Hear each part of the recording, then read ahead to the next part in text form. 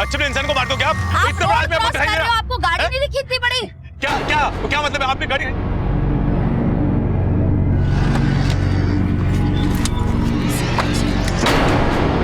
Baby भाई साहब ये एड्रेस बताएंगे? एक पान की दुकान है, वहीं पूछ लीजिए आप, आपको पता चल जाएगा। ठीक है, थैंक यू। वरुण, वरुण, वरुण बेटा किधर है तू? वरुण,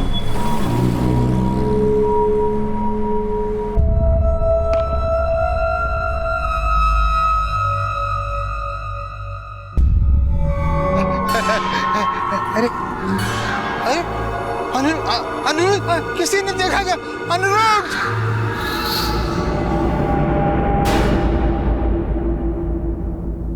जिंदगी की सच्ची तस्वीर, उसका फलसफा, उसका किरदार अगर कहीं दिखता है तो बच्चों की शक्ल में, उनकी मासूम किलकारियों में, उनकी निष्पाप जुबान में। बच्चों की जिंदगी को खतरा मतलब जीवन के मौलिक सिद्धांतों पर हमला। साल 2014 में एकाएक देश के कई शहरों से बच्चे लापता होने लगे। महीनों गुजर गए लेकिन इन बच्चों का कुछ पता नहीं चला।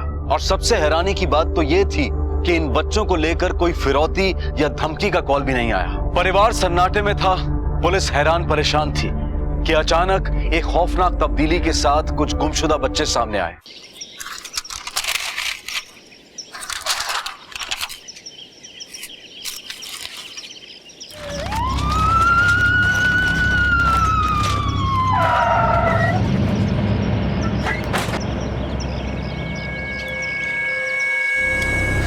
बॉडी तुमने कब देखी? साहब आज सुबह मैं कचरा बीनने के लिए आया था और ये सारी लाशें देखी मैंने यहाँ पे।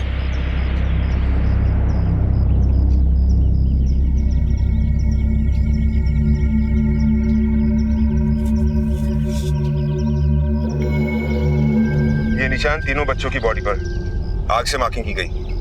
पोस्टमार्टम के लिए भेजो तीनों की बॉडी को। Right sir. सर, धानु रोड में जो बच्चे मिले हैं सर, उनमें से एक जिंदा मिला है।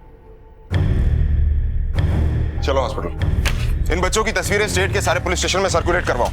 पता करवाओ किसी ने इनके बारे में गुमशुदा की रिपोर्ट लिखवाई है या नहीं। सर अगर आप कहें तो एक तस्वीर अखबार में डाल दें। नहीं, अभी नहीं, अभी ये बात डिपार्टमेंट तक ही रहने दो। सर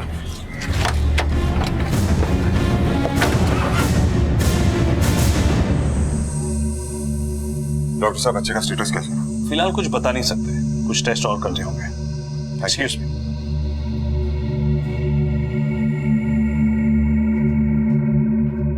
मुरे सर। एक हवलदार पोस्ट करो यहाँ पर। Right sir.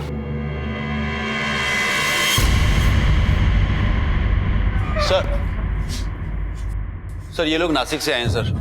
वो जो बच्चा हॉस्पिटल में है ये कहते हैं कि उसके माँ बाप हैं। सर मेरा बच्चा, सर हमारा बच्चा किधर है सर? सर बोलिए ना किधर है? क्या नाम है उसका? वरुण साठे साहब। साल भर पहले किसी ने रास्ते से उसे उठा लिया था साहब। हमने एफआईआर भी किया, कभी कहीं पता ही नहीं चला उसका।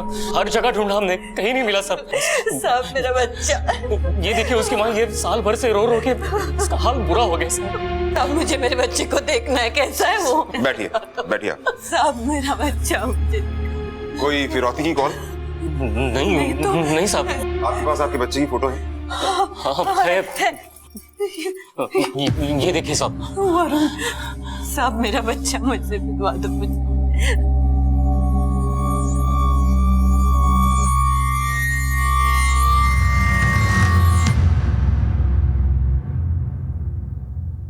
वरुण, वरुण, मेरा वरुण। वरुण मैं वरुण नहीं है। हाँ? सब मुझे नकली बुलाते हैं।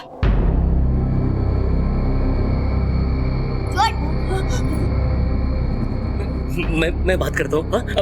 अच्छा इधर वरुण, अरे ये तेरी आई है, मैं बाबा हूँ तेरा। और मुझे वरुण वरुण छोड़। मुझे देख। अन्ना किधर है? मेरी आई अन्ना किधर है? अन्ना कौन? अरे अन्ना। आपके परिवार में कोई अन्ना नाम का आदमी है? कोई नहीं साहब। पर ये कैसी बातें कर रहा है?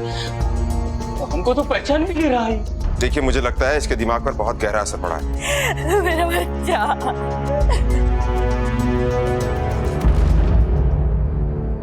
एक बच्चे का मन भी मासूम रहस्यों का घेरा होता है, लेकिन नासिक शहर से लापता वरुण साठे जब आखिरकार पुलिस को मिला तो वो अपने मन में मासूम नहीं बल्कि कुछ चौंका देने वाले, माँ बाप को डरा देने वाले रहस्य लेकर मिला। ये बच्चा मानो एक नई पहचान, एक नया नाम, एक नई सोच लेकर आया था।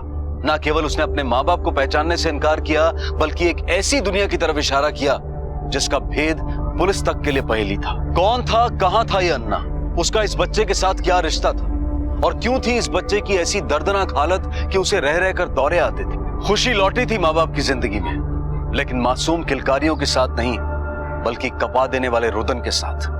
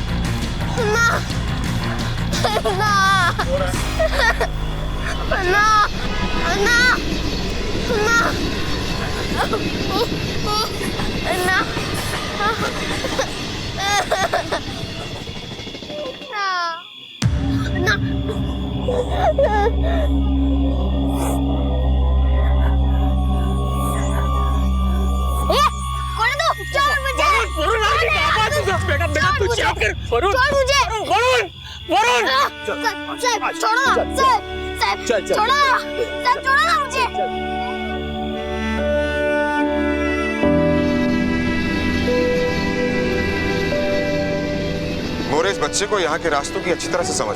सर लगता है अन्ना इसको इसी सड़क में मिलता होगा। सही कह रहे हो तुम, लेकिन ये अन्ना यहाँ क्यों आता है? और ये अन्ना है कौन?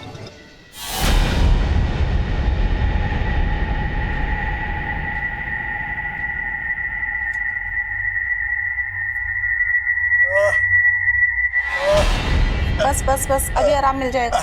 अभी दर्द हो तो शाम को फिर से लगा लेना, ठीक है? या मुझे आवाज दे देना। वरुण बेटा, तुमको मालूम है तुम जब दूसरी कक्षा में थे तब, सुन ना, वो पिंकू है ना, अरे अपने बाजू के फ्लैट में रहता है वो, उसका ना सारा टिफिन तुमने खा लिया था स्कूल में, और उसकी माँ शिकायत करने आई थी तो क्या बवाल मचा था रो रो के। याद है बेटा? बेटा सुन तो।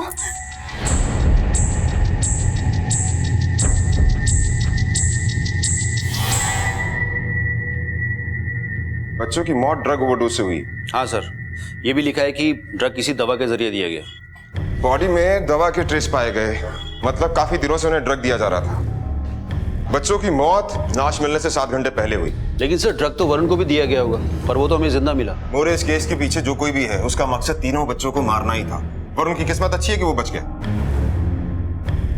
मोरे, इस केस में कुछ अजीब से फैक्ट्स हैं। बच्चे हमें कमजोर और बीमार हालत में मिले, और उनके पांव पर वो निशान। कोई तो है इस सबके पीछे। वरुण को लगातार फिट्स पड़ रहे हैं सर। ड्रग्स ना मिलने की वजह से जो विड्रॉल सिम्टम्स होते हैं ना, शायद वही है। मुझे भी यही लगता है। मोरे, ये अन्ना जिसके नाम की रट वरुण ने लगा रखी है, हो सकता है ये वही आदमी है जो बच्चों को ड्रग्स देता है। अब बच्चे को ड्रग की लत लग गई।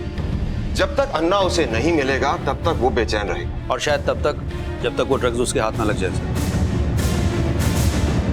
अरे कहाँ गया तुम्हारा दवा का शीशी? सुबह में यहाँ पे रख के गई थी। अरे मेरे को नहीं मालूम नर्स, मैं तो सो रहा था। क्या क्या नहीं मालूम? अब मैं दूसरी शीशी कहाँ से लेकर आऊंगी? दर्द दर्द लगा के रखा हुआ है।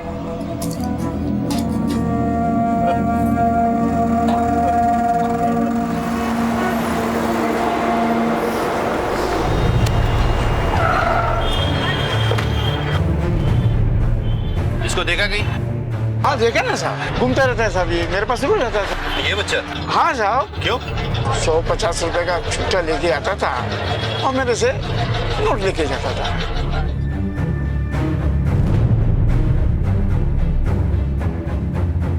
ये सब भिखारी लोग हैं सर। इधर अपना बंदर चौक, काशी मीरा, सूर्या कॉम्प्लेक्स, इधर सब लोग घूमते फिरते हैं।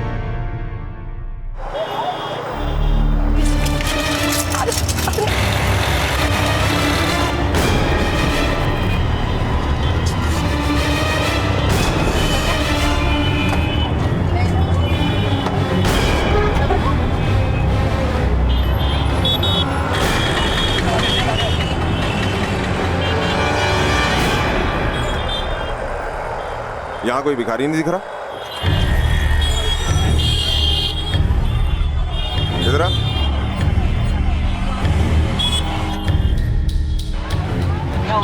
यहाँ सिग्नल पर जो भिखारी भीख मांगते हैं, कहाँ है वो? मालूम नहीं साहब, अभी यही थे सब। रोज यहाँ पे होते क्या? हाँ साहब, दिन भर ट्रैफिक में घूमते रहते हैं, किचकिच करते रहते हैं और यहीं पे पड़े रहते हैं। और शाम को एक कोई आता है, इनको पाव देता है और फिर सब निकल देते हैं। आओ। हाँ साहब, एक अन्ना नाम का आदमी आता है एक पुराने मॉडल की गाड़ी में और इन सब भिखारी को पाव देता है। कितने बजे आता है? यही कुछ 4 से 5 के बीच। ये वरुण वाला अन्ना ही है, पता करो। Right sir.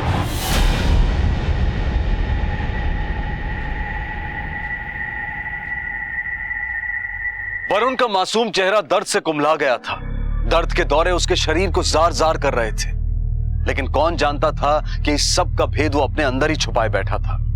एक ऐसी भयानक लत जो उसे मौत की ओर ले जा रही थी। तकदीर अच्छी थी कि यह बात हॉस्पिटल में सबके सामने उजागर हो गई। अब पुलिस के सामने सबसे बड़ी चुनौती थी ये पता लगाना कि आखिर इस बच्चे को ये लत दी किसने। क्या अन्ना ने? यह मामला सिर्फ वरुण का नहीं था, बल्कि उन 2 बच्चों से भी जुड़ा था जिनकी लाश पुलिस को जंगल में मिली थी और जिनकी मौत ड्रग ओवरडोज से ही हुई थी। यह मामला उन तमाम बच्चों से जुड़ा था जो गुमशुदा हुए थे और अब तक नहीं मिले थे। और इधर वरुण के इलाज के लिए डॉक्टर्स ने एक नई राह पकड़ ली थी। बच्चे की ब्लड रिपोर्ट आ गई, ड्रग ओवरडोज का केस। कुछ ही समय में उसे रिहाब में शिफ्ट करेंगे। डॉक्टर साहब, किस तरह का ड्रग दिया गया बच्चे को? ये कोई रेगुलर ड्रग नहीं है। देखने के बाद ऐसा लगता है कि ऑइंटमेंट या बाम में इस्तेमाल होने वाले सेडेटिव से एडिक्शन हो रहा है। डॉक्टर ये ठीक तो हो जाएगा ना? ठीक हो जाएगा, लेकिन थोड़ा वक्त लगेगा। ड्रग की तलब लगेगी उसे, हो सकता है विड्रॉल सिम्टम भी। सर, वरुण की तबीयत फिर से खराब हो रही है। Excuse me. मोरे, ये भिखारियों का रैकेट है। बच्चों को किडनैप करते हैं, उन्हें ड्रग देते हैं, फिर उनसे भीख मंगवाते हैं। और शायद इनका सरगना ये अन्ना है। पर सर, इस आदमी तक पहुंचना बहुत मुश्किल होगा। रिपोर्ट मिली है कि मीरा रोड के सभी भिखारी लोग एकाएक कहीं गायब हो गए। किसी ना किसी तरीके से इस अन्ना तक तो पहुंचना ही होगा। ये बच्चा ही हमें इस रैकेट के बारे में इंफॉर्मेशन दे सकता है। पर सर, मुझे नहीं लगता ये कुछ बता पाएगा। देखते हैं। मुझे पाव चाहिए। अंकल आंटी पाव देना, पाव दो ना, पाव चाहिए मुझे, पाव दो ना, पेट में दर्द हो रहा है। देख, मैंने तुझे कहा ना कि पाव मैं तुझे दूंगा। पहले ये बता कि तू रहता कहाँ था, किसके साथ रहता था? उस स्टॉल में पकिया, बिन्नी, साबुन ये सब रहते थे और बहुत मारते थे साहब, हम लोग को बहुत मारते थे और भीख मंगवाते थे और बहुत सारे आंटी लोग भी थे। क्या रे, रोने का नहीं, भीख मांगने का पैसा मिलेगा है? भीख मांगने का, रोने का ज्यादा पैसा मिलेगा। ऐसे रोने का, जिसको गाना आता है गाना भी गाने का, रो के गाने का। ऐसे रोने का, रो रो। अभी इतना बताया, तू बोला था ना देगा पाव, देना प्लीज, देना देना।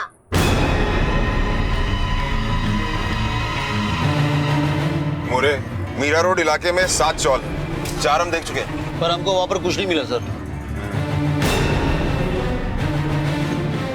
पाटिल, गाड़ी लगा।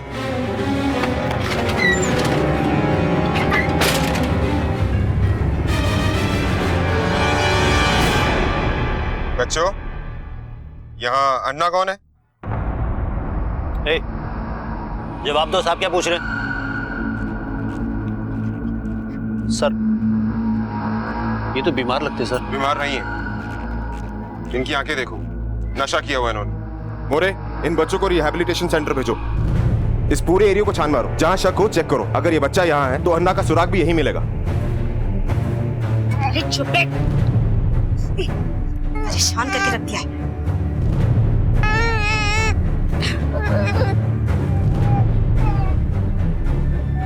किसका बच्चा है ये?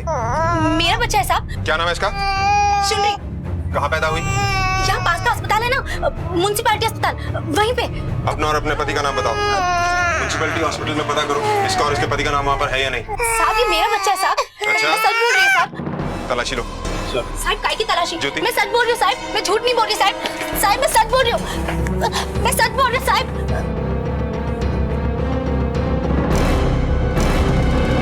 साहब मार क्यों रहे साहब? साहब हुआ क्या साहब? सामने देख। देखता हूँ सर। साहब पर मार क्यों रहे साहब? सर यहाँ अंदर तो कुछ और ही खेल चल रहा है सर। तेरी साले की पकड़ इसको। अरे साहब मैंने कुछ नहीं कहा। मारना नहीं साहब। अरे साहब मारना नहीं साहब। ये सारे फर्जी माँ बाप, ये चौल इनका अड्डा है। देखना ये है कि इनमें अन्ना कौन है। अन्ना तू है क्या? नहीं साहब मैं नहीं। तो तू है अन्ना? नहीं साहब। तो फिर अन्ना किधर रहता है? कौन अन्ना साहब? हम लोग किसी अन्ना बिन्नो को नहीं जानते साहब। अपने दिमाग में जोर डाल, तू तो दिमाग की बत्ती बुझा दूंगा, समझा ना? साहब बोला ना नहीं मालूम अन्ना कौन है। साहब मैं बताता है साहब, फोन आता है साहब, कभी गाड़ी में मिलने को आता है साहब, पर इधर रहता नहीं है साहब। नंबर दे उसका, चल। नंबर नहीं साहब, अलग अलग नंबर से कॉल करता है साहब, एक नंबर नहीं है उसका। इधर से आता है, किधर जाता है कुछ मालूम नहीं साहब, कलेक्शन करता है और चला जाता है। अब तो दिहाड़ी भी है साहब, जितना काम करते उतना पैसा मिलता है साहब। बच्चों को भीख मंगवाना, उनको ट्रेनिंग लेना, ये दवादारों का काम करते हैं साहब हम लोग। मालूम नहीं वो कौन है। अब सच सच बता, बच्चे कहाँ से आते हैं और कौन लाता है उन्हें? अन्ना साहब वो देखे जाता है साहब, बाहर शहर से लाता है, दिल्ली, कोलकाता, सूरत, नागपुर, उधर उसका आदमी है साहब। और रहता किधर है? नहीं मालूम साहब, शपथ नहीं मालूम साहब, हम लोग को छोड़ दो साहब। 100 में 70% अन्ना लेता है साहब, और 30% हमारा, बाकी एक बच्चा रहने को मिलता है साहब। अन्ना बॉस है क्या सबका? हो साहब, बहुत कड़क आदमी है वो। लेन देन में जरा भी कोई ऊंच नीच किया तो समझो उसका सामान। अन्ना इस बार माफ कर दे अन्ना, अगली बार मैं पूरा पैसा देगी, टाइम पे देगी, आई शपथ।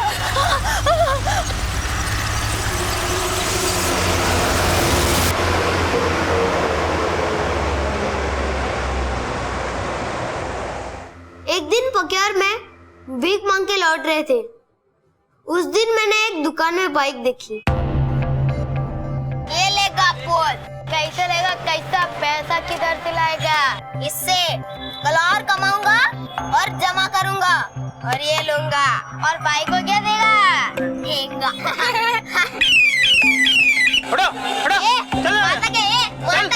ये पैसे दे के खरीदूंगा बोल रहा हूँ। ये चल दे पैसा, चले बनी फटाफट, चल रहे जल्दी दे, चल निकाल। क्या देख रहा है मुंह? पैसा दे, चले तू भी, क्या देख रहा है? पैसा दे, चल चल पैसा दे, टाइम कोटी मत कर, चल जल्दी निकाल, देना पैसा, देना रे बाबा, दे जल्दी से, चल।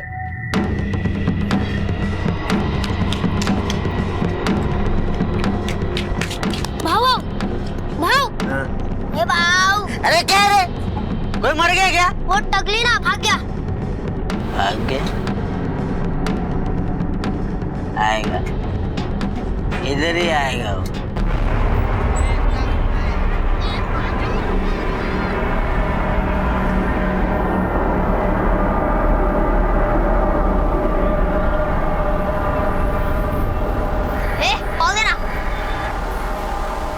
ये ले, पैसा देना। तो लेना, मैं किधर ना बोला, ले।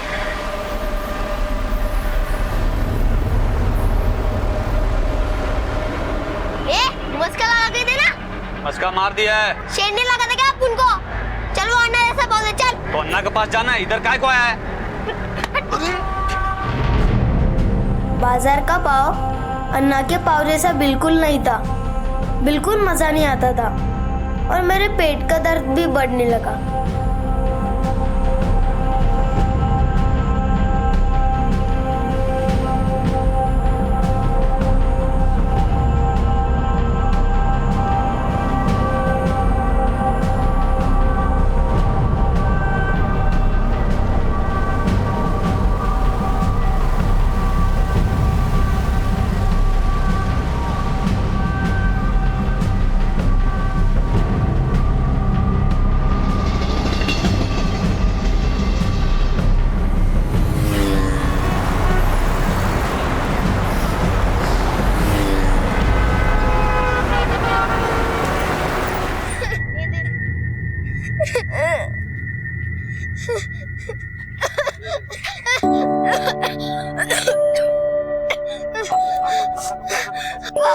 बाबूजी, बाबूजी,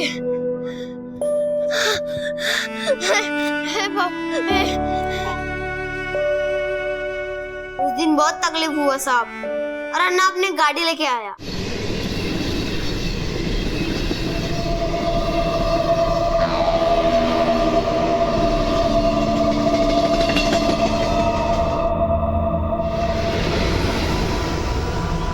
कौन सी गाड़ी?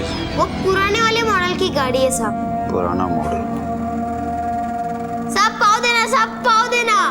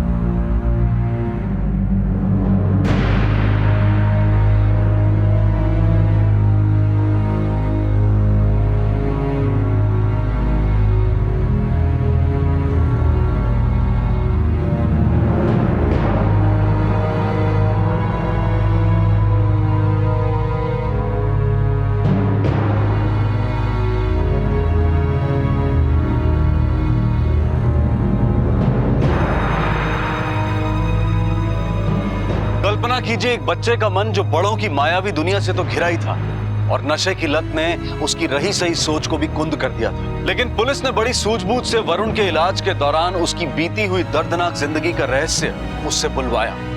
ये ना सिर्फ तहकीकात में सहायक साबित हुआ बल्कि कहीं ना कहीं उस मासूम बच्चे के मन में भरे जहर को भी कम करने में मददगार साबित हुआ। इधर वरुण धीरे धीरे अपने माँ बाप की तरफ बढ़ रहा था और उधर पुलिस इस खौफनाक गुत्थी को सुलझाने में अपराधियों के नजदीक पहुंच रही थी।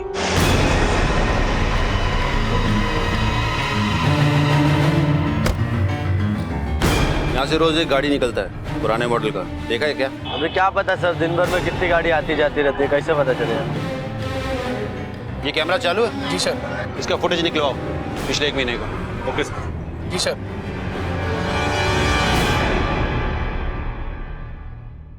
इस रोड से रोज पुराने मॉडल की गाड़ी निकलती है करीब 4 या 5 बजे के बीच में।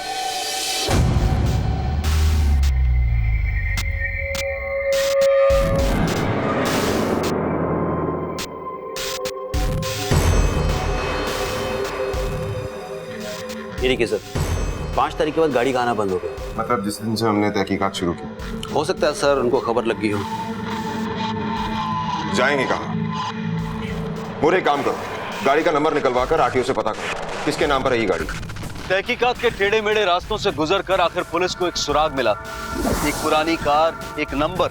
इस कांड से इसके मुख्य अभियुक्त अन्ना से गहरा ताल्लुक रखती थी। गाड़ी की खोज में पुलिस ने जमीन आसमान एक कर दिया और आखिर सफलता मिल ही गई।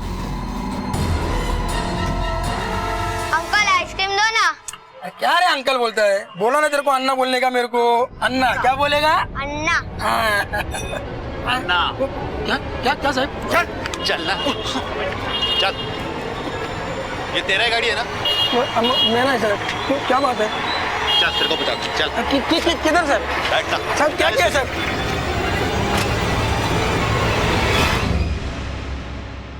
मैं क्या किया साहब? देख तेरा अन्ना। ये अन्ना नहीं है साहब। मैं बोला ना साहब, मैं बोला ना, मैं कुछ नहीं किया साहब। इसे थाने लेकर चलो। चल।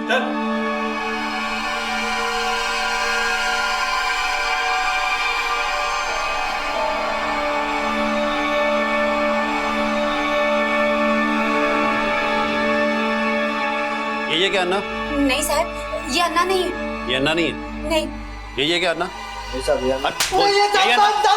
ना, नहीं आता। लेके जाओ उनको। गाड़ी कहाँ से आया तेरे पास?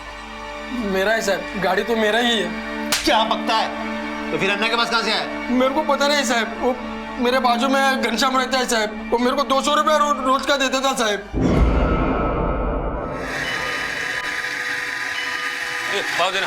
कितने पाँव दूं घनश्याम भाई? सब दे दे। ए घनश्याम, चल सब मेरे के क्या पाव खिलाता है साहब, लेकिन छोड़ो मुझे। अरे साहब लेकिन मैंने किया क्या? चल अंदर। अरे इसे कैसे? अन्ना, नहीं साहब, ये तो अन्ना का ड्राइवर है।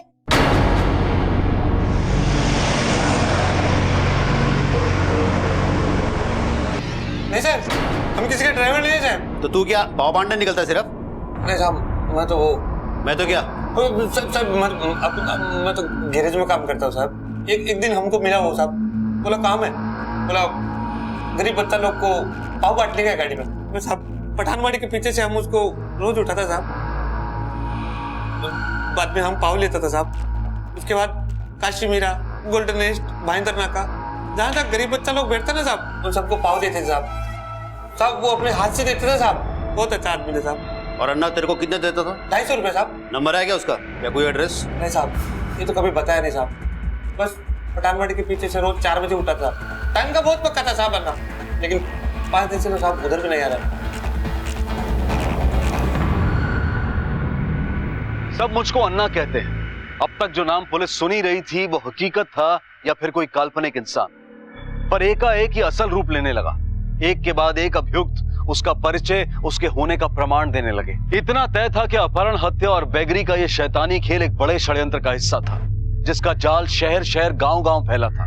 और इसमें कई लोग शामिल थे, जिनके निशाने पर सैकड़ों बच्चे थे। इनमें कई सरगना, कई मास्टरमाइंड्स हो सकते हैं, लेकिन मुंबई का सबसे बड़ा संचालक अन्ना था। और अब पुलिस को सिर्फ ये जानना था कि आखिर ये अन्ना छुपा कहां था। हाँ भैया, ये सेब कैसे?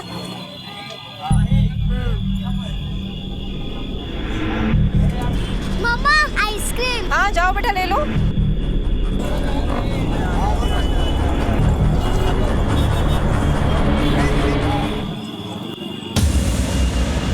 खुशबू, भैया वो छोटी सी बच्ची आई थी आइसक्रीम के लिए।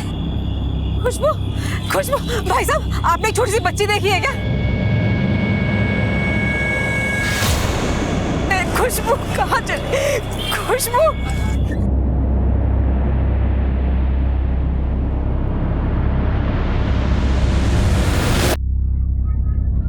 हेलो अन्ना, बच्चा जा रहा है, रिसीव कर लेना।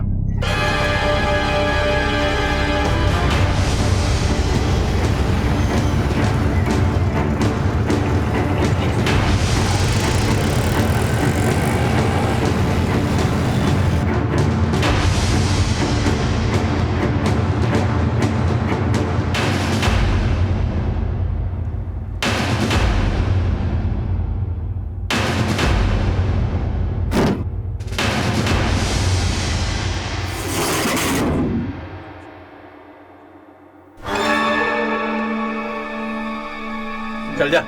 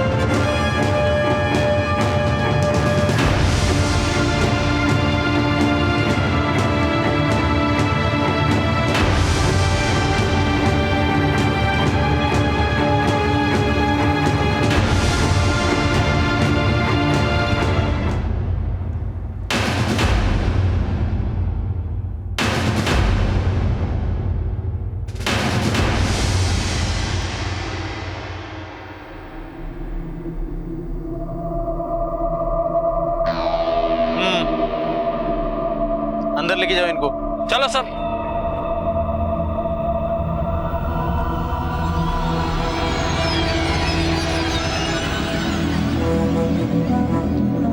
सब सही? हाँ साहब। अभी जिसको जो जो इलाका दिया है उधर वो सही सही से काम करना है। रेड में अपना बहुत लोग पकड़ा गया, सही नहीं हुआ, लेकिन अभी पुलिस का बंदोबस्त हट गया है। अनिल, तू भाईंदर चक नाका, तू स्टेशन रोड। तू शांति नगर और तू गोल्डन लिस्ट। ए साहब, अपने को छोटा बच्चा देना, बड़े बच्चे में कमाई नहीं है। मैं तेरे को 10% ज्यादा देगी। अगली बार हिसाब सबको याद है ना? हाँ, 100 में 70। 30 तुम्हारा, 70 मेरा। जिसको जैसा जैसा सिखाया है वैसा वैसा करना है। कोई बदमाशी नहीं करने का, पुलिस वाले से बात नहीं करने का, जैसा सिखाया वैसे ही करना। कैसा चलने का, कैसा बोलने का, वो चोट का निशानी, सब जैसा सिखाया वैसे ही। मैं भी आएगा उधर, लेकिन अभी नहीं, 2 हफ्ता बाद। बच्चों लोग, पाव कैसा लगा? अच्छा। और भी मिलेगा दोपहर में खाने का, किसी को देने का नहीं। देखो, पुराना चावल में रेड पड़ गया। अभी इन बच्चों को रहने के लिए कोई दूसरा जगह ढूंढो। इधर इस एरिया में मेरा घर है, इधर इनको रख नहीं सकता है। और हाँ, कुछ भी गड़बड़ होएगा, इन बच्चों लोग से कुछ भी होएगा, मेरे को फोन करने का, ठीक है? 1-2 दिन में इन बच्चों लोग के लिए इंतजाम करता है मैं। शाम को वापस बच्चों लोग को लेके आने का।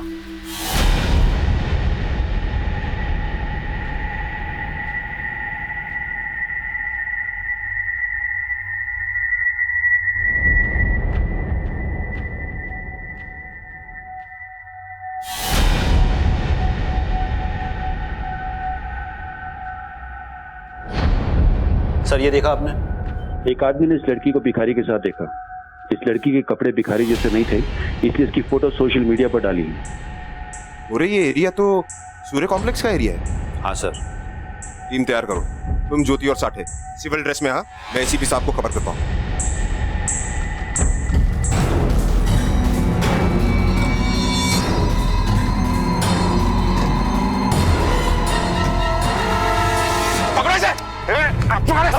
पकड़ दे को। क्या अन्ना, बहुत पाव खिलाया बच्चों को तूने। चल, तेरे को जेल के पाव खिलाता हूँ, चल। अरे साहब, आपको कोई मिस्टेक हो गया, मैं तो इधर से गुजर रहा था। अच्छा, गुजर रहा था। किडनैपिंग, ट्रैफिकिंग, मर्डर, मुझे पहचानने वाले बहुत लोग हैं।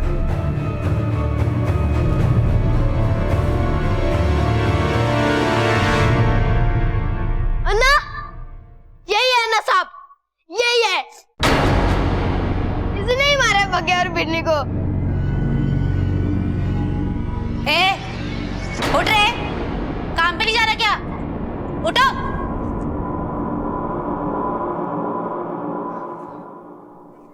साला, और क्या? बाऊ, जल्दी आ, देख।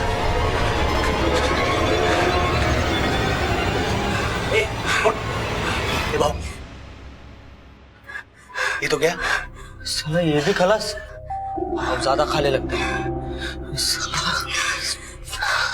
अब क्या करेंगे? क्या करना है? अन्ना को फोन लगाना दे। अन्ना को फोन।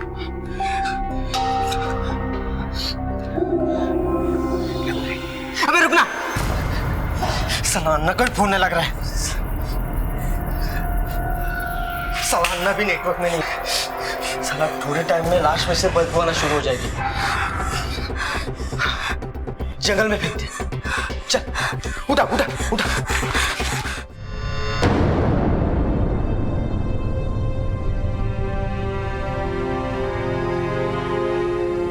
आई बाबा,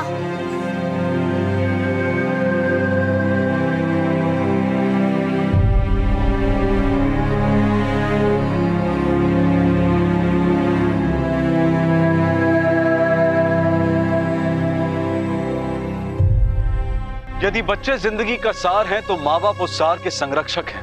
माँ बाप होना सिर्फ पारिवारिक ही नहीं बल्कि एक सामाजिक जिम्मेदारी है। कल का समाज कैसा होगा ये इन बच्चों पर निर्भर करता है। एक आंकड़े के अनुसार हर साल देश में तकरीबन 12 लाख बच्चे किडनैप कर लिए जाते हैं और यौन शोषण और भीख मांगने के पेशे में शामिल कर दिए जाते हैं। पुलिस ने अन्ना और उसकी तमाम कारगुजारियों पर आईपीसी की अलग अलग धाराओं के तहत हत्या, अपहरण, दैहिक और मानसिक शोषण के मामले दर्ज किए और इनके जरिए पुलिस कई और ह्यूमन ट्रैफिकिंग के सरगनाओं को पकड़ने में भी कामयाब रही। बच्चे देश का भविष्य हैं।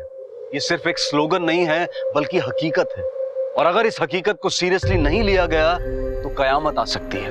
इन दिनों पर्यावरण और उससे जुड़े खतरे चर्चा में हैं, लेकिन बच्चों की सुरक्षा भी इस धरती के लिए उतनी ही मौलिक है उतनी ही जरूरी है जितना कि पर्यावरण। उनका ख्याल रखें, सतर्क रहें। मारो छोरो, मारो बेटो, हाय हाय भगवान ने मारो छोरो को। अरे कहाँ मर गई गुंजन? अरे मोतिया उतर आया तुम सबकी आंखों में। जो छोरा दिखाई ना दिया किसी को, यहाँ पड़ो जलती मशीन के बगल में। सुन, थारा छोरो है ना, कौन देखेगा? हाँ, पहले गोद भर नारी, अब संभाल नारी। ले ले पकड़। और तुम दोनों से देखा ना जा रहा हमारे पोते को, हाँ, जो मारने पे उतर आई। हाँ, 3 मुश्तंडी छोरियों की सजा हमारे पोते से लेगी क्या? दादी वो मैं चुप रह तुम। थारी माँ ने थारे को चुप रहना ना सिखाया। चल गुंजन चल, ला मुझे दे। ओले ओले ओले ओले ओले मारो छोरो, मारो लल्ला। माँ, दादी हर बार ऐसा करती है। नहीं बेटा, फिर दादी को ऐसा क्यों लगता है? कैसे व्याशी उनका पोता है, मैं उनकी कुछ नहीं हूँ। कुंजन बेटा, ऐसा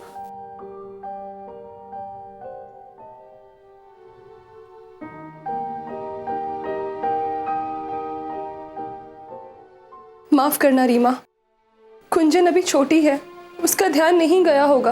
आज मेरी बेटी की वजह से तुम्हारे बेटे को कोई नुकसान हो जाता तो। नहीं दीदी, कहाँ बनेगा मेरा छोरा, कहाँ बनेगा मेरा पोता बड़ा होके कहाँ बनेगा? माँ होकर भी उसके लिए कुछ नहीं कर पाती हूँ। मेरी ही गलती है। 3 बेटियों को पैदा किया, अब बस पढ़ लिख जाएं, अपनी किस्मत खुद बनाएं। भगवान मेरी बच्चियों की मदद करो।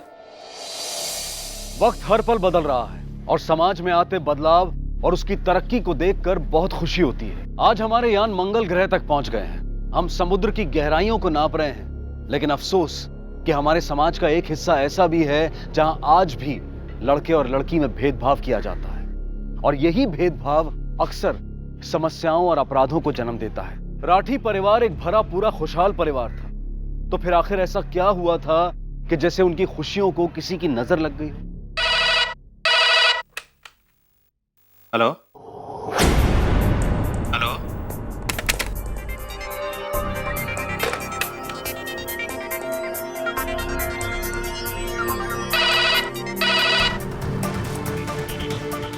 हेलो।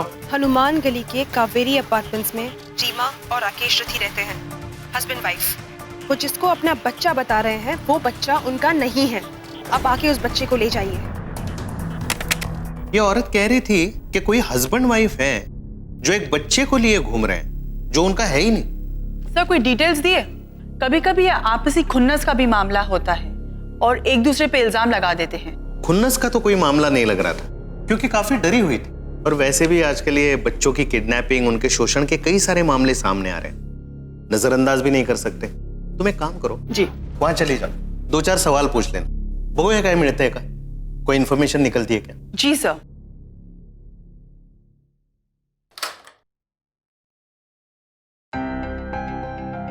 के बात से? नमस्कार माता जी, मेरा नाम सुशीला है। माता जी, यहाँ पास में पल्स पोलियो प्रोग्राम का कैंप लगने वाला है। हम सब घरों से जानकारी इकट्ठा कर रहे हैं। आपके घर में कोई छोटा बच्चा हो तो उसकी जानकारी थोड़ी दे दीजिए। आजा आजा, भीतर आजा। जी बैठ। बच्चे का नाम? यश राठी। बच्चे की उम्र? 4 महीने। जी। और जन्म की तारीख? 9 दिसंबर को हमारी गोद में आया था हमारा पोता। और कोई बच्चा है छोटा घर में जो कि 5 साल से कम उम्र का है? ना ना, और कोई ना। जी, मेरी बेटी है, क्या थी, 4 साल की है। चुप रहे, छोरियों को कोई जरूरत नहीं से जो सबकी, जो भीतर जा। एक मिनट माता जी, लड़का हो या लड़की हो, दोनों को बराबर पल्स पोलियो की दवा पिलानी पड़ती है। क्या नाम बताया अपनी बेटी का? जी, ख्याति। और क्या उम्र होगी? 4 साल। ठीक है, मैंने डिटेल्स नोट कर ली हैं। जब यहाँ पास में पल्स पोलियो का प्रोग्राम होगा तो अपनी बेटी को लेके जरूर आइएगा। हो गया थारा की जानकारी। चलो और घर हमें भी जाना होगा ना। चलो चलो चलो। बहुत जुबान चलने लग गई है थारी। जा भीतर जा। अरे सरिता, तुम्हें पता है वो एविंग वाली लड़की इंजीनियरिंग पास कर ली है। क्या बात कर रही हो? हाँ, टॉप आई है वो। लगता है आप बहुत थक गए हो। हाँ, वो बस दिन भर घूम घूम के पोलियो के लिए जानकारी लिखते रहो और ये राठी के यहाँ तो बहुत टाइम लग गया। आप राठी परिवार गई थी? ये लोग तो बहुत अच्छे हैं। अरे रहने दे, ठाट तो रीमा के हैं। पहले बच्चा नहीं हो रहा था और अब देखो क्या क्या नहीं किया उसने बच्चे के लिए, पता भी है? मुझे तो याद है, उन्होंने मन्नत, हवन, मंत्र, तावीज सब कुछ ट्राई किया था। 6 साल तक बेचारे लोग कोशिश करते रहे पर कोई फायदा नहीं हुआ। शायद किसी डॉक्टर ने उनकी मदद की थी ना। चलो अच्छा हुआ, जैसे भी हो परिवार में खुशी तो आई। वैसे डॉक्टर का नाम क्या था? Doctor GS. Hooda. Doctor Hooda? पूरा नाम क्या है? Sir doctor GS. Hooda. GS. Hooda नाव कुठेतरी ऐकलंय, शायद किसी केस में सुना है। जॉन, तुम एक काम करो, जरा इस हुड्डा के बारे में पता लगाओ। अरे ये तो बंद है। इकडे ये क्लिनिक क्यों बंद है? वो तो पता नहीं, पर हाँ यहाँ पर रेड हुई थी और उन्होंने सब सील कर दिया, तभी से ये क्लिनिक बंद है। और ये डॉक्टर हुडा? उन्हें तो पुलिस तभी पकड़ के लेके चली गई। हेलो, सुबह मैंने डॉक्टर हुड्डा के बारे में आपको पूछा था। असल में सर डॉक्टर हुडा एक अनाड़ी था जो लोगों को ठग रहा था। सर वो औरतों को कुछ दवाई देकर उनका मंथली साइकिल गड़बड़ कर देता, फिर कहता कि वो माँ बनने वाली है और उसके बाद प्रेगनेंसी में कोई ना कोई प्रॉब्लम बताकर उन्हें कहता कि अबॉर्शन करना पड़ेगा, जबकि सर प्रेगनेंसी तो कभी थी ही नहीं। Okay, thank you for the information. पहले कहा जाता था कि बच्चे भगवान की देन है, लेकिन आज साइंस ने इतनी तरक्की कर ली है कि वो लोग भी जिनकी बच्चा पाने की उम्मीद लगभग मर सी गई थी, आज उन्हें भी ये खुशी मिल पाती है। आप जरूर अपनी खुशियों के लिए हाथ आगे बढ़ाएं और मदद लें, लेकिन इस बात का जरूर ध्यान रखें कि कहीं कोई आपकी भावनाओं के साथ खिलवाड़ तो नहीं कर रहा।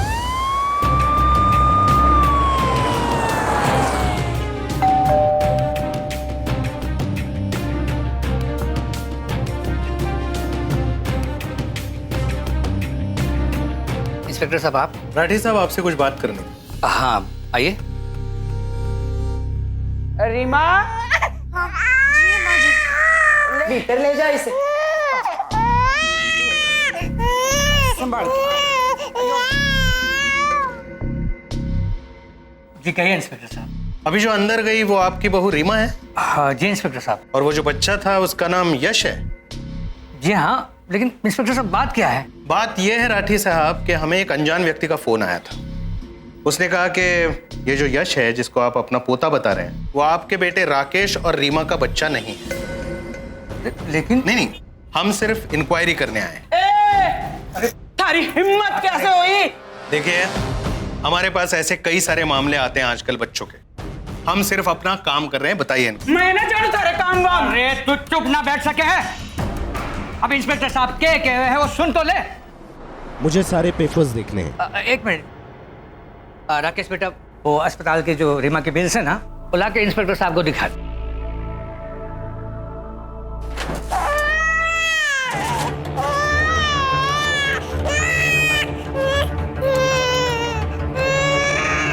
राकेश, अरे रुक जाओ ना, एक तो पेपर नहीं मिल रहे। अब कहाँ से मिलेंगे पेपर? हाँ, टाइम आने पर किसी चीज की जरूरत हो तो मिले है तुझे? अरे ढूंढ रहा हूँ ना। हाँ तो ढूंढो जल्दी। आप कौन? क्या नाम है आपका? इंस्पेक्टर साहब, यो हमारी बड़ी बहू है। अच्छा, हम खड़ी आके कर रही है? हाँ, काम ना है? जा भीतर जा। हाँ जा बेटा। इंस्पेक्टर साहब, ये रही फाइल। जी।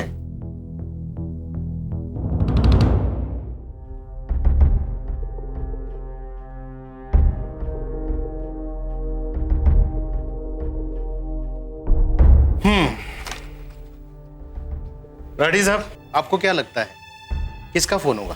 मतलब आपकी किसी से कोई दुश्मनी वगैरह? नहीं सर, हमारा कोई दुश्मन नहीं है। ठीक है, anyways thank you for your cooperation. कोई बात नहीं।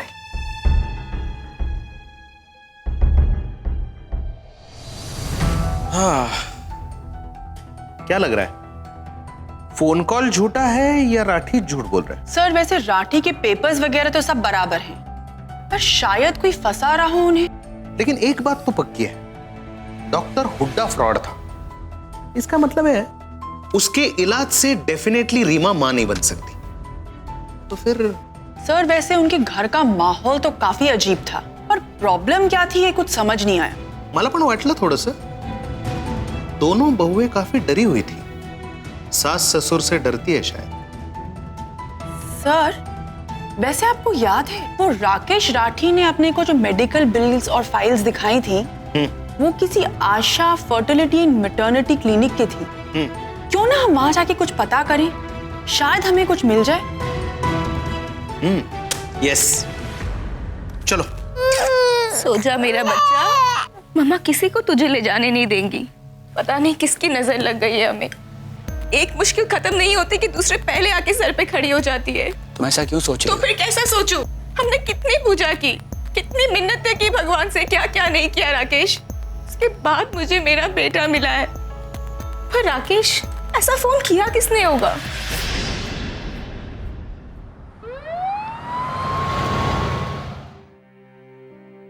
ये राकेश और रीमा राठी आपके पेशेंट थे, कुछ फर्टिलिटी ट्रीटमेंट के लिए आए थे आपके पास। कुछ उनके रिपोर्ट्स दिखाएंगे? सर कोई डेट याद है कब आए थे वो? एग्जैक्ट डेट तो पता नहीं, लेकिन उनका बेटा 3-4 महीने का है, तो उसके आसपास की कोई डेट होगी। सर इस साल की बिल फाइल दिखा देता हूँ मैं आपको।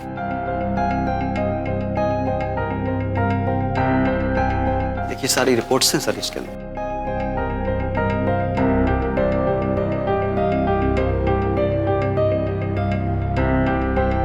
सब कुछ तो ठीक है? ठीक है, thank you so much. You're welcome, sir.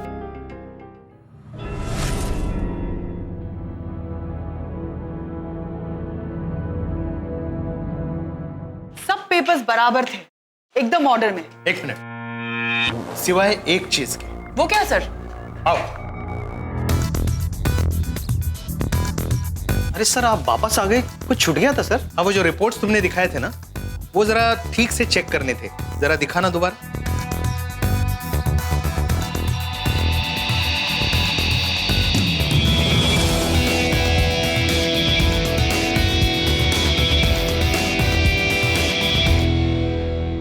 इसमें तो गड़बड़ है। गड़बड़?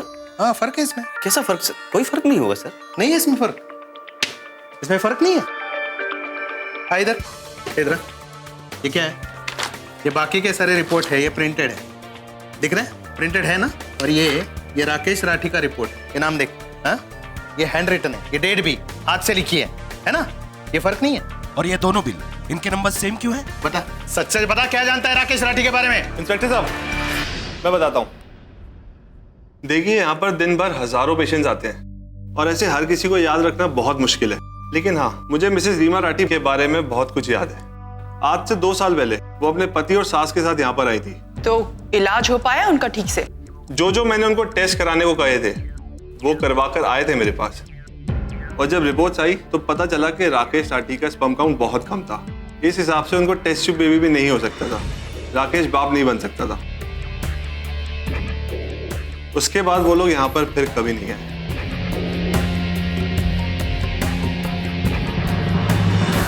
जो बिल्स और रिपोर्ट्स तूने दिखाया है 4 महीने पहले की डिलीवरी के, उसके बारे में सच बोलेगा यार? सर 6 महीने पहले राकेश राठी मेरे पास आए थे।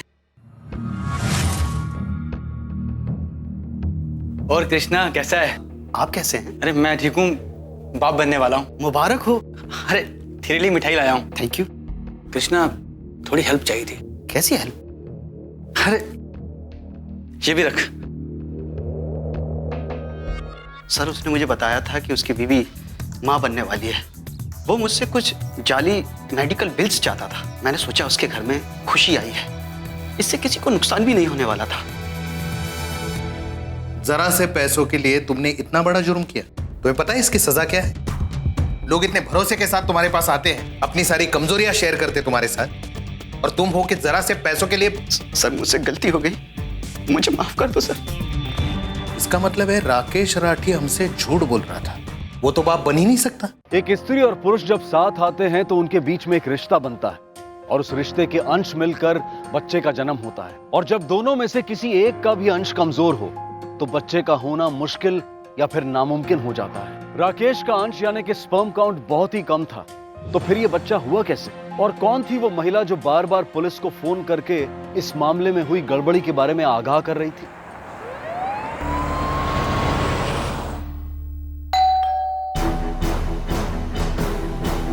राकेश कहाँ है? राकेश को बुलाओ, उससे बात करनी है। हे भगवान, जो पुलिस वाले तो मुंह उठा के जब देखो चले आए हमारे घर में, जो पुलिस वाले तो हमारे परिवार के पीछे ही पड़ गए। हाँ, क्या चाहे, पैसे चाहे। तू रुक माँ, आज मैं इनसे बात करता हूँ। ये क्या तमाशा बना रखा आप लोगों ने?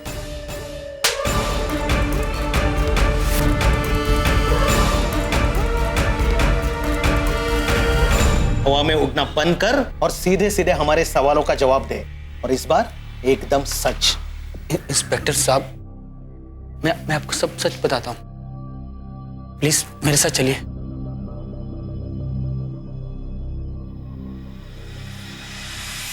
इंस्पेक्टर साहब, ये सच है कि यश मेरा बेटा नहीं है। वो हम जानते हैं, पर ये नहीं जानते कि तुमने हमसे झूठ क्यों बोला। उन दिनों मेरा और रीमा दोनों का इलाज चल रहा था। डॉक्टर ने कहा था कि आईवीएफ ट्रीटमेंट से हमारा बच्चा हो सकता है, पर इलाज बहुत महंगा है। हमने जैसे तैसे करके पैसे इकट्ठे किए और वो ट्रीटमेंट करवाया। फिर डॉक्टर ने कहा कि मेरा स्पर्म काउंट बहुत कम है, इसलिए आईवीएफ ट्रीटमेंट से भी मैं बाप नहीं बन सकता। क्या करता है इंस्पेक्टर साहब? घर पे सब लोग खुशखबरी की वेट कर रहे थे और मैं वहां मैं बहुत डिप्रेस रहने लग गया था। अब तो यार दोस्त भी मेरा मजाक उड़ाते थे, ना मर्द ना पुंसक। आज बहुत दिनों के बाद इतना मजा। यार हमारा मजा तब डबल होगा जब राकेश इस दारू का पैसा देगा। सारी दारू तुम सब लोग गटके हैं और बिल मैं भर दूंगा। अबे इतनी भी नहीं चढ़ी मुझे अभी। अरे यार इतना कंजूस क्यों हो रहा है? भर दे ना, बच्चे तो तुझे है नहीं, तो इतने पैसों का क्या करेगा? ये पैसे हम दोस्तों में ही लुटा दे। अबे अरे बाप तो बन नहीं सकता, तो सारा गुस्सा पूरी दुनिया पे उतारेगा। और हाँ, अपनी बीवी को माँ बनाना हो तो भेज देना हमारे पास। जो महिलाएं मां नहीं बन सकती हैं, जिन्हें समाज अक्सर बांझ कहकर उनका तिरस्कार करता है, उनसे ज्यादा दया का पात्र और कोई नहीं। लेकिन जो पुरुष पिता नहीं बन सकते हैं, उनका जीवन भी कुछ कम कठिन नहीं है। पुरुष प्रधान समाज व्यवस्था में बच्चा होने की नैसर्गिक धारणा को पुरुष की मर्दानगी के साथ जोड़ा गया है, और उन पुरुषों को भी समाज ने सिर्फ ताने ही दिए हैं। क्या मर्दानगी का अर्थ सिर्फ बच्चे पैदा करना है? एक पुरुष के लिए नामर्द कहलाना उतना ही तकलीफदेह है जितना कि एक महिला के लिए बांझ कहलाना। और इस दर्द, इस तकलीफ के लिए अगर कोई जिम्मेदार है तो वो है समाज की सोच। बड़ी बहू ने तो पहले ही छोरियों की लाइन खड़ी कर दी, अब ये दूसरी भी पोते का मुंह ना दिखा रही। मारे को तो लग गया कि जैसे भगवान ने मारी किस्मत ही मोड़ दी। बेटा, थारी अम्मा बूढ़ी हो गई है और कितना जिएगी। हाँ अम्मा, ऐसा क्यों बोल रही हो? सब ठीक हो जाएगा। ना रे ना, अब मारे को कुछ ठीक होता ना दिखे है। अगर तू कुछ ठीक करना चाहे है ना अपनी अम्मा के लिए, तो एक काम कर, दूसरी शादी कर ले, बहू लिया दूसरी। अम्मा, ये तुम क्या बोल रही हो? के मांगा थारे से? सिर्फ अपने लिए मांग रही हूँ, थारी खुशी ना सा इसमें? तुझे ना देखना अपने बेटे का मुंह? मान ले अपनी अम्मा की बात, छोरी मारी देखी हुई है, घनी सुंदर है।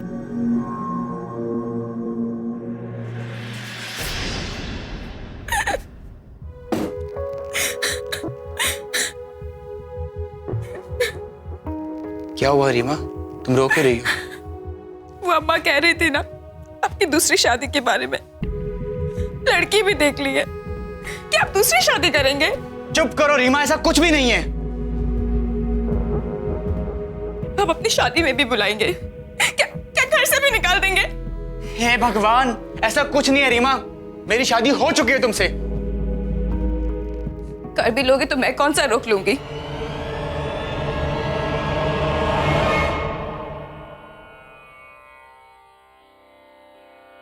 बाबा बहुत कष्ट है, मदद करो हमारी।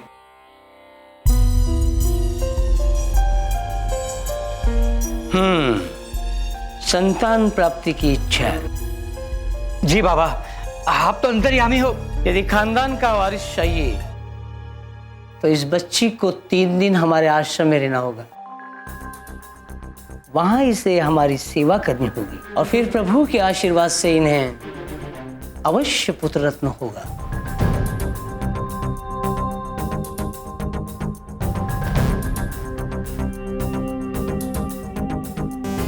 जी बाबा, आप जैसा कहेंगे हम वैसा ही करेंगे। बस बाबा, हमें आपके आशीर्वाद चाहिए।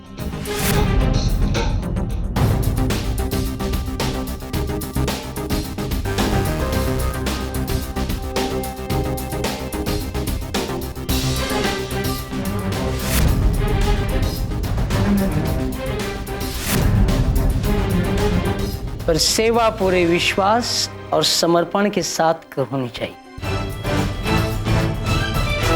नहीं, मैं नहीं जाऊंगी कोई आश्रम कोई सेवा करने के लिए। रीमा, कहा ना, नहीं होगा मुझसे ये सब।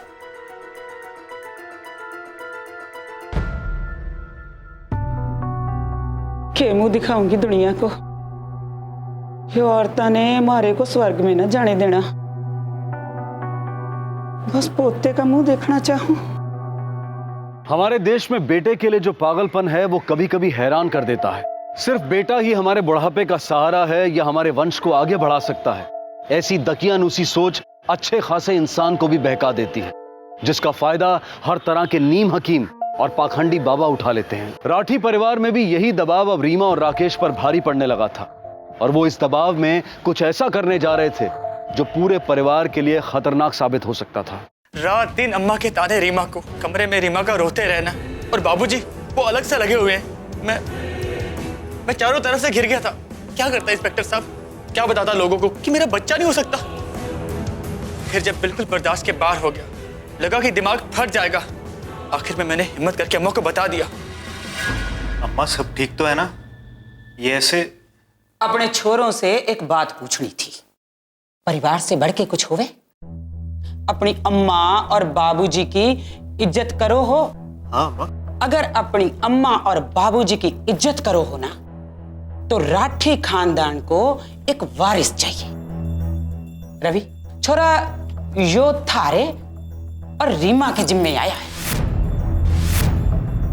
इस कुणबे को एक वारिस दे दो जल्दी। अम्मा ये तू क्या बोल रही है? परिवार में एक दूसरे का साथ देना पड़े है। अम्मा मैं समझ सकता हूँ जो तू कह रही है, मगर किस्मत के लिखे को तो हम नहीं बदल सकते। उसे तो हमें मानना ही होगा। थारे से ज्यादा दुनिया देखी है मन्ने। अब तू सिखाएगा मन्ने दुनियादारी। छोरों के बिना घर खाली होवे हैं, खंडर होवे हैं। छोरियां किस काम की? तो अपने घर चले जाना। छोरों के साथ घर आबाद होवे हैं, नस्ल आगे बढ़े हैं। और तारा भाई दुनिया भर के ताने सुन रहे हैं, उसके लिए थारी कोई जिम्मेदारी होवे के ना? अम्मा बच्चा गोद भी तो ले सकते हैं। आजकल तो बहुत कुछ होवे छोरा दुनिया में। पता नहीं किसका गंदा खून, गंदी नस्ल, कौन जात। ऐसे कैसे किसी के छोरे को घर में ले आऊं और ढोल पीट पीट कर तमाशा बना दूं अपने खानदान का? अम्मा घबराओ, घर की बात से घर में ही रहेगी। बस मारे को जल्दी से पोता दे दो।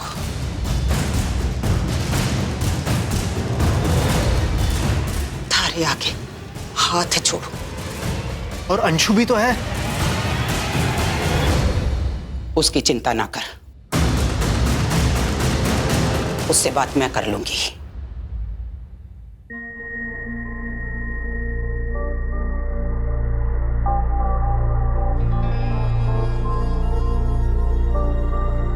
रीमा, हाँ मुझे तुमसे कुछ बात करनी है। हाँ बोलो ना।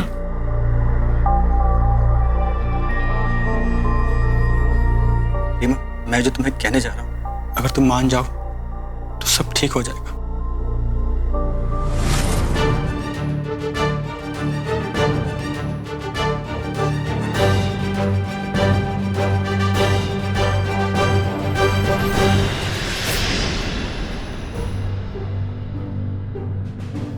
राकेश तुम नहीं तुम रीमा रीमा और कोई चारा नहीं है, या तो आश्रम में जाओ उस बाबा के पास, इसे तुम बिल्कुल नहीं जानती, या फिर भाई के पास जो इसी परिवार का है। बोलो क्या करो? हो क्या गया तुम्हें राकेश? मैं नहीं जाऊंगी, मैं कहीं नहीं जाऊंगी। ध्यान से सुनो मेरी बात, मैं किसी के पास नहीं जाऊंगी।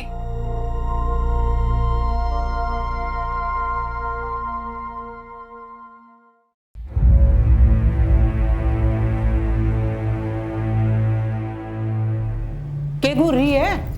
एक बात याद रखना, यो बात किसी से मत बोलना। अगर किसी से बोली तो ये तीनों छोरियों के साथ घर से बाहर जाना पड़ेगा। और सुन, मैं अपने छोरे रवि का दूसरा ब्याह कर दूंगी। अब थारी मर्जी कि चुप रहेगी कि मुंह खोलेगी। हाँ, सोच विचार कर ले।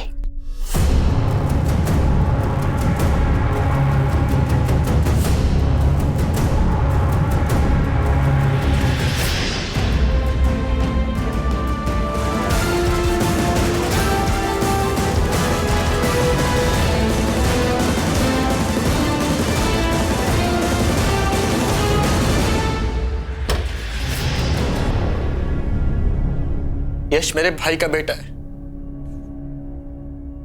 हाँ, ये सच मैंने आपसे छुपाया। आपसे क्या सबसे छुपाया? पर मैं क्या करता इंस्पेक्टर साहब, क्या कहता किसी से कि मैं ना मार दूं, और मेरी बीवी मेरे भाई के साथ। मैं बहुत मजबूर था इंस्पेक्टर साहब, कुछ नहीं कर पाया, चुपचाप परिवार के डिसीजन को मान लिया। उम्मीद है आपको आपके हर सवाल का जवाब मिल गया होगा। इंस्पेक्टर साहब, आपसे एक रिक्वेस्ट है, इस बात का जिक्र आप बाहर किसी से मत कीजिएगा। पहले ये शर्मिंदगी भरी जिंदगी जी रहा हूं। ठीक है मिस्टर राठी, अगर जरूरत पड़ी तो हम फिर आएंगे।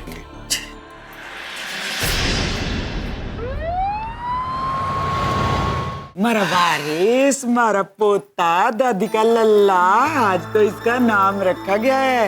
हाँ, हमारे राठी खानदान का वारिस यश राठी, है ना? बड़े पाठ और मन्नतों के बाद राठी परिवार के खानदान को एक वारिस मिला है, और इस खुशी में आज मैं कह रहा हूँ कि मैं अपना ये सारी जायदाद और अपना सारा कारोबार जो है वो अपने पोते यश के नाम कर रहा हूँ।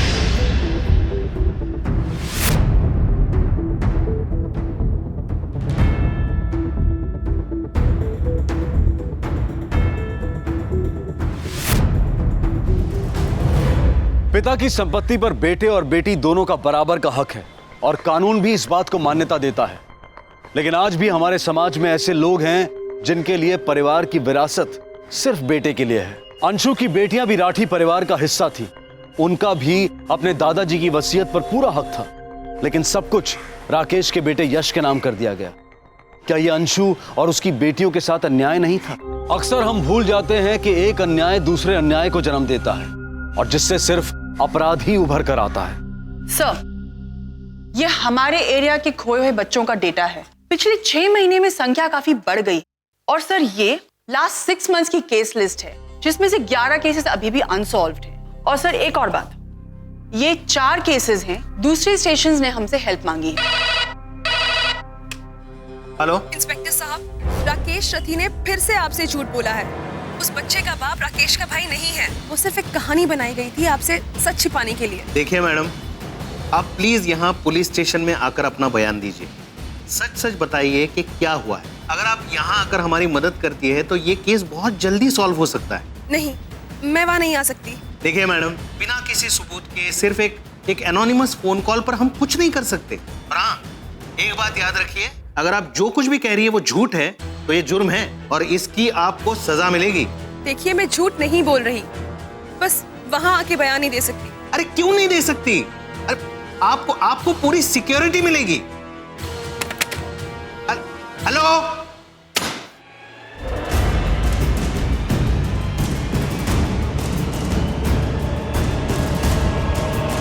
क्या हुआ सर, किसका फोन था? वही ये राठी का बच्चा नहीं है, वही फोन कॉल। ये औरत एक तो सामने नहीं आना चाहती, हमें फोन घुमा देना तो बहुत आसान है सबके लिए। कभी कभी तो ना बुरा लगता है वो राकेश के लिए। हाँ सर, मुझे भी ना उनकी वो बड़ी बहू है अंशु, उसके लिए बहुत बुरा लगता है। 3 बेटियां हैं और घर में नौकरों से भी बदतर इज्जत। सर कहीं ऐसा तो नहीं ये जो हमें औरत बार बार फोन कर रही है वो अंशु है? हाँ सर, पॉसिबिलिटी तो है, क्योंकि अगर अंशु हमें फोन कर रही है तो फिर खबर तो पक्की है। हाँ, लेकिन जो भी औरत बात कर रही है वो काफी डरी हुई है, सामने भी नहीं आना चाहती। और वो जो बात कर रही है वो पूरे दावे के साथ कर रही है। पर अगर रवि इस बच्चे का बाप नहीं है तो फिर बच्चा किसका है? सर ये बच्चा चोरी का भी तो हो सकता है। हाँ, लेकिन राकेश जो कह रहा है वो भी तो सच हो सकता है। हाँ, लेकिन अगर डाउट मन में आया है तो क्रॉस चेक तो करना पड़ेगा। जॉन, तुम एक काम करो, यश की जो बर्थ डेट है उन पेपर्स में, उसके आसपास 2-3 दिनों में जहां से भी जो भी बच्चे गायब हुए उन सबके डिटेल्स निकालो जल्दी। Right sir. जी सर, राकेश राठी। जी मैं हूँ। यहां साइन कर। Thank you.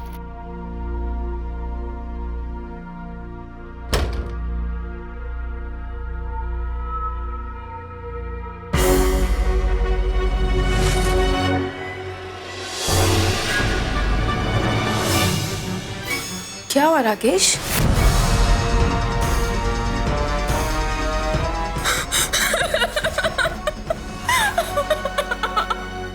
सर ये रहे डिटेल्स उन सभी केसेस के जो बच्चे आज से 7 महीने पहले गायब हुए थे। सर ये वो केसेस हैं जो सॉल्व हो गए थे और ये वो बच्चे हैं जिनकी बॉडीज हमें बाद में रिकवर हो गई थी। सर ये एक और केस है जो अनसॉल्व्ड है। तो इस केस के बारे में हमारे पास क्या इन्फॉर्मेशन है? सर ये बच्चा 7 महीने पहले कंस्ट्रक्शन साइट से गायब हुआ था। इसकी माँ वहाँ पे अंडर कंस्ट्रक्शन बिल्डिंग में काम कर रही थी और अपने बेटे को नीचे लिटा के रखा था।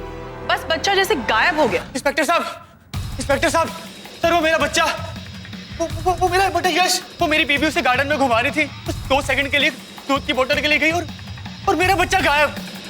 सर मुझे लगता है कि मेरा कोई दुश्मन मेरे पीछे लग गया है, वो मेरे बच्चे को उठाकर ले गया। सर डीएनए टेस्ट का ऑर्डर आया। अरे सर मैं तो वो भी करवाने के लिए तैयार था। सर मेरा बच्चा मुझे ला दो सर।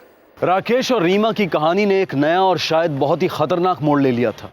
पुलिस भी हैरान थी कि किस पर यकीन करे और किस पर शक। क्या राकेश और रीमा झूठ बोल रहे थे या फिर वाकई में कोई दुश्मन था जो अब सारी हदें पार करने को तैयार था? अंशु अपनी बेटियों के हक के लिए लड़ना चाहती थी, पर क्या वो सचमुच अपराध का सहारा ले सकती थी अपनी मंजिल को पाने के लिए, या फिर इसके पीछे कोई और था?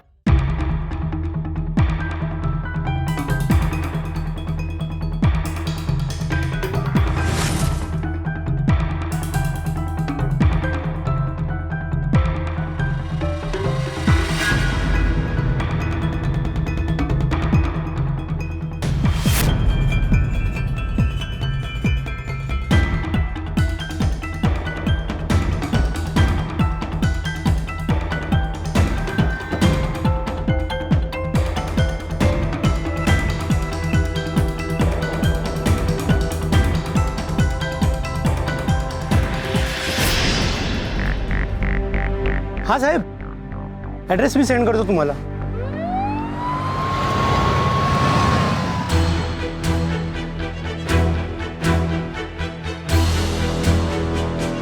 इंस्पेक्टर साहब, कुछ पता चला यश का? एक्चुअली उसी के बारे में बात करने आए थे। वैसे काफी खुशी हुई कि आपकी बीवी आपके हर काम में काफी मदद करती। जी मैं समझा नहीं।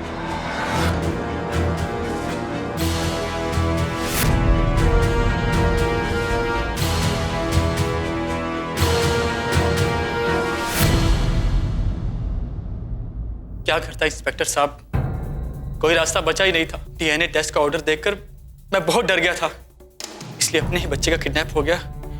ये कह दिया आपसे। अपने बच्चे का? इंस्पेक्टर साहब मैं आपको सब बताता हूँ सच सच। क्या हुआ? कोर्ट का ऑर्डर आया है, यश का डीएनए टेस्ट करवाना पड़ेगा। हे भगवान, ये कौन है जो हमारे छोरे के पीछे ही पड़ गया? इसका इंतजाम करना ही पड़ेगा। अगर एक बार डीएनए टेस्ट हो गया तो सारी बात खुल जाएगी। अगर खुल भी जाएगी तो क्या हो गया? थारी पुलिस वालों से तो बात हो रखी है ना कि जो छोरो थारे भाई का है। अम्मा तो समझती क्यों नहीं है? ये छोरा भाई का नहीं है।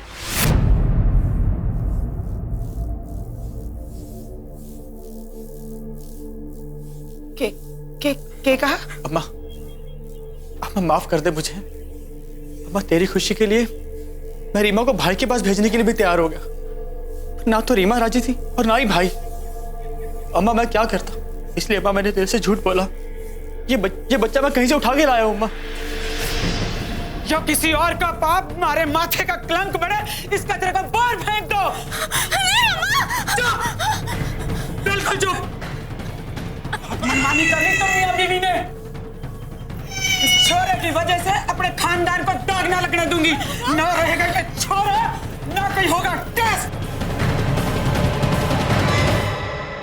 तिहारी टेस्ट से पकड़े जाएंगे, इसलिए माँ ने कहा कि बच्चे को गायब कर दे।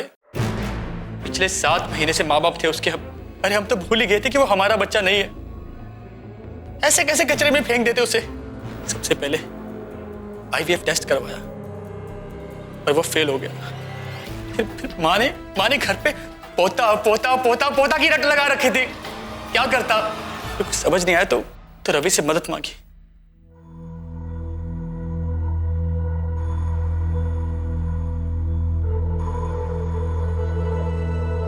रीमा, मैं तुम्हारी हालत समझ सकता हूं। मैं जानता हूं इस वक्त तुम्हें कितनी तकलीफ हो रही होगी, और मेरे बारे में तो किसी ने सोचा भी नहीं। मुझे माफ करना रीमा, मैं तुम्हारी मदद नहीं कर पाऊंगा। इससे तो बेहतर यही होगा कि मैं अपनी बीवी और बेटियों को लेकर यहां से कहीं दूर चला जाऊं। भाई साहब, थैंक यू सो मच। उसके बाद हम घर पे बिना बताए डॉक्टर हुड्डा के पास गए एक आखिरी कोशिश करने के लिए। उस समय तो वो आदमी हमारे लिए भगवान से कम नहीं था, पर बाद में पता चला कि वो बहुत बड़ा फ्रॉड है। अरे उसने तो हमें भी ठग लिया। कहा कि रीमा प्रेग्नेंट है, मां बनने वाली है, पर कोई बच्चा नहीं था। सब झूठ था। मैं तो पूरी दुनिया को बता चुका था कि मैं बाप बनने वाला हूं। अब क्या करेंगे राकेश? अम्मा और बाबूजी तो घर घर जाके ढिंडोरा पीट के आ गए कि वो दादा दादी बनने वाले हैं। कुछ नहीं होगा। पर कल को जब सबको पता चलेगा कि मैं मां नहीं बनने वाली हूँ, तब क्या मुझे फिर से तुम्हारे भाई के पास या उस साधु बाबा के पास भेज दोगे? हाँ, बकवास बंद करो अपनी।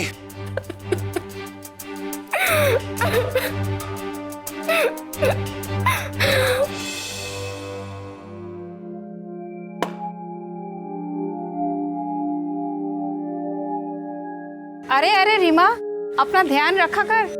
ऐसे में धीरे धीरे चलनी चाहिए, संभाल कर।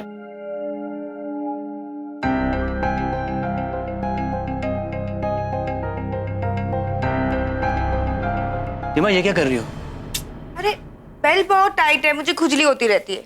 रीमा, क्यों मेरा जीना हराम कर रही हो तुम? सब कुछ तुम्हारे लिए तो कर रहा हूं। पूरे परिवार से झूठ बोला मैंने। भगवान के लिए इस बेल्ट को हमेशा पहन के रखा करो। अगर किसी ने गलती से भी देख लिया तो फिर हम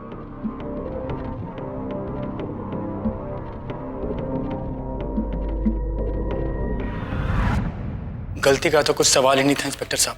हमने सब कुछ बहुत अच्छे से मैनेज किया था। रीमा को टाइम पर पनवल वाले हॉस्पिटल में एडमिट करवा दिया पेट दर्द के बहाने। वहां उसके माँ बाप का घर था, इसीलिए किसी को शक भी ना होता।